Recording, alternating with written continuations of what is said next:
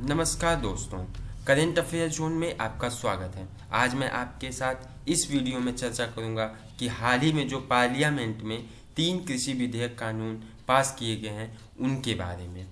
आखिर इन कानूनों को किसान विरोधी क्यों कहा जा रहा है, किसान इसको अपने हित में क्यों नहीं ले रहा है। तो चलिए देखते हैं इन बिल के बारे में। चलिए देखते हैं वो 3 कानून कौन से हैं। पहला कानून है the farmers produce trade and commerce promotion and facilitation bill 2020। दूसरा कानून है the farmers empowerment and protection agreement of price assurance and farm service bill 2020। तीसरा कानून है एसेशनल कमोडिटीज अमेंडमेंट बिल 2020। चलिए पहले बिल को समझते हैं। The farmers produce trade and commerce promotion and facilitation bill 2020. This bill allows the farmers to sell their produce outside the APMC mandis. मतलब कि इस कानून के तहत किसानों और कारोबारियों को मंडी के बाहर भी फसल बेचने की आज़ादी होगी। नए कानून के मुताबिक किसानों या उनके खरीदारों को मंडियों को कोई फीस भी नहीं देनी होगी। पहले मंडियों को फीस देनी पड़ती थी, अब फीस नहीं देनी होगी। अब दूसरे बिल को जानते हैं। The farmers empowerment and protection agreement and price assurance and farm service bill 2020। यहाँ पे लिखा है this bill makes provision for the setting up of a framework for the contract farming.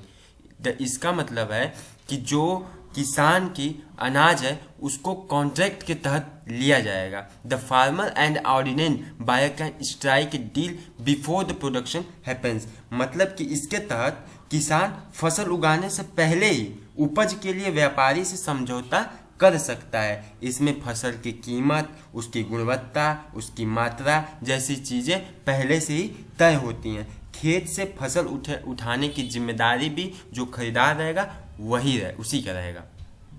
अब तीसरे कानून को देखते हैं। The essential commodities amendment bill 2020। इसमें क्या है कि इस कानून का मुख्य प्रावधान यही है कि इस कानून में अनाज, दलहन, तिलहन, खाद्य तेल, प्याज, इन सभी चीज़ों को आवश्यक वस्तुओं की सूची से हटाने का प्रावधान है।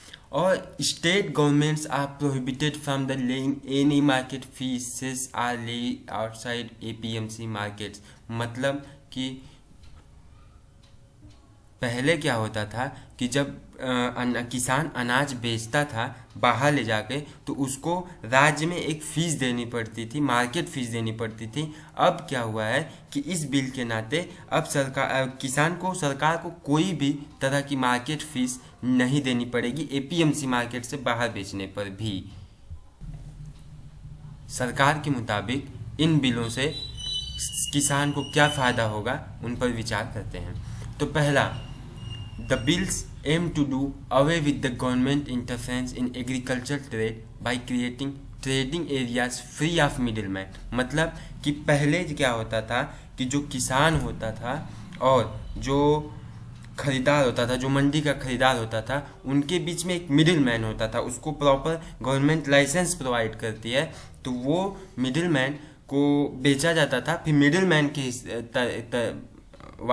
मैन वो मंडी में बेचा जाता था।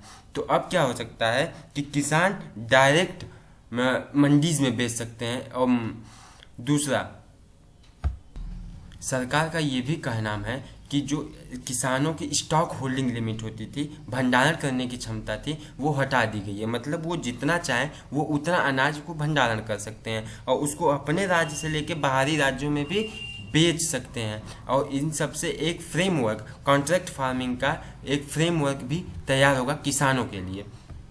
सरकार के मुताबिक जो फार्मर प्रोड्यूसर ऑर्गेनाइजेशन जो लार्ज स्केल पे बना है, इसको प्रमोट करता है ये bill, and will help in creating a formal friendly environment for the contract farming where small players can benefit. मतलब कि इनसे जब फार्मर और इन्वायरमेंट, मतलब कि जो कॉन्ट्रैक्ट फार्मिंग के मुताबिक जो क्या होगा, फार्मर के एक अनुकूल एक वातावरण बनेगा, जिससे कि एक छोटे छोटे जो किसान हैं उनको भी बड़े स्तर पे फायदा होगा।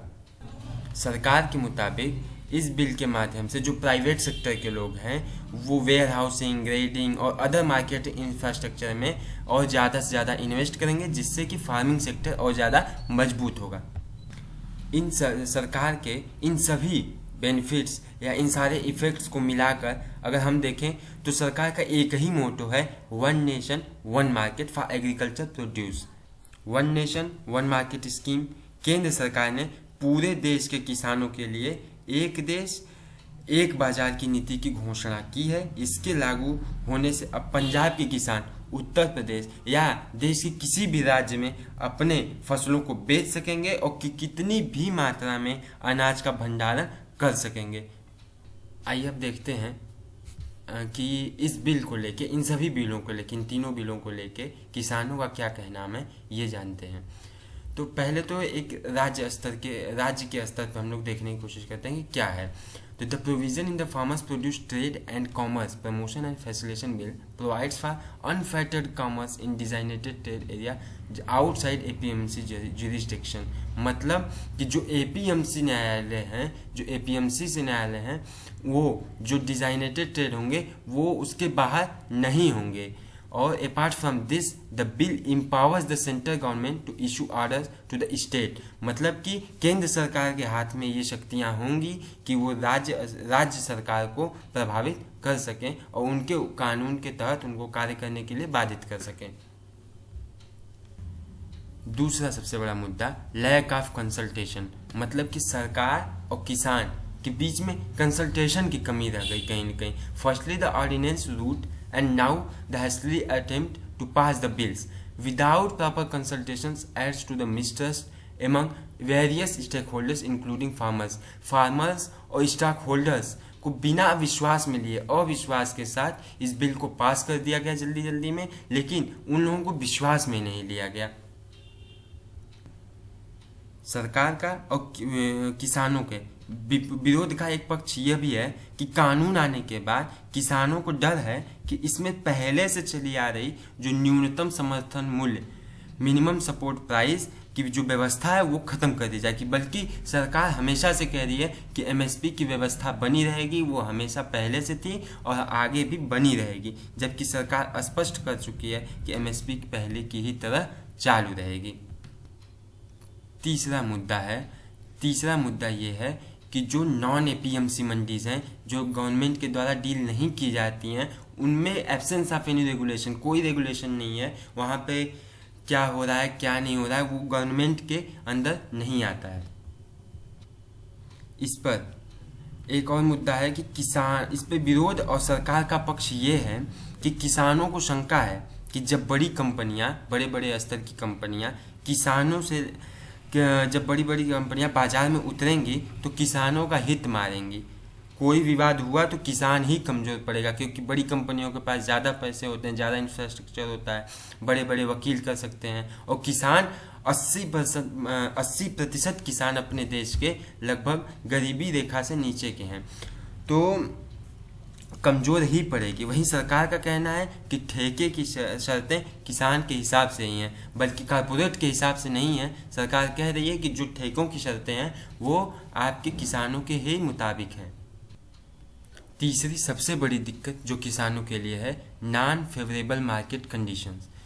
While retail prices have remained high, जब रिटेल प्राइसेज जब हाई होंगे तो होलसेल प्राइस इंडेक्स WPI, जो भारत का होल सेल प्राइस इंडेक्स जो हर साल आता है, वो सजेस्ट करता है कि a declaration in the farm gate prices for the most agriculture produce. जो एग्रीकल्चर प्रोड्यूस होगा वो मैक्सिमम चीज़ों में बहुत चीज़ों के दाम बहुत तेज़ी से घटने लगेंगे विथ राइजिंग इनपुट कॉस्ट। मतलब कि ज़्यादा जब इनपुट कॉस्ट ज़्यादा होगा, कि जब किसान ज़्यादा से ज़्यादा पैसे लगाएगा, इनपुट कॉस्ट जब पड़ेगा, input cost, farmers do not see the free market based framework. मतलब कि एक उन्मुक्त तरह का बाजार वो नहीं फ्रेमवर्क में ला पाएंगे, providing them to remunerative prices.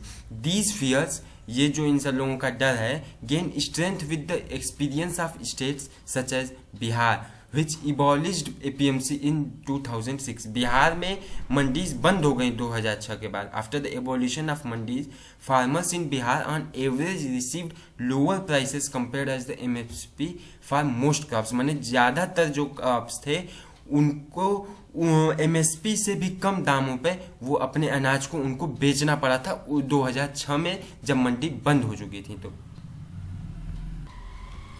इन सारे विषयों का एक ही निचोड़ है कि अगर बिना इंस्टीट्यूशनल अरेंजमेंट के, बिना लोगों के कोऑपरेशन के कोई कानून बनेगा तो लोगों के बीचों में मतभेद रहेगा। इसलिए आशा करते हैं कि सरकार और किसानों के बीच में जो ये एक मतभेद पैदा हुआ है वो जल्द से जल्द पूर्ण हो, और ये जो इकोनॉमी है जो ये कोरोना काल के दौरान वो जल्द से जल्द सुधार करे। नमस्कार।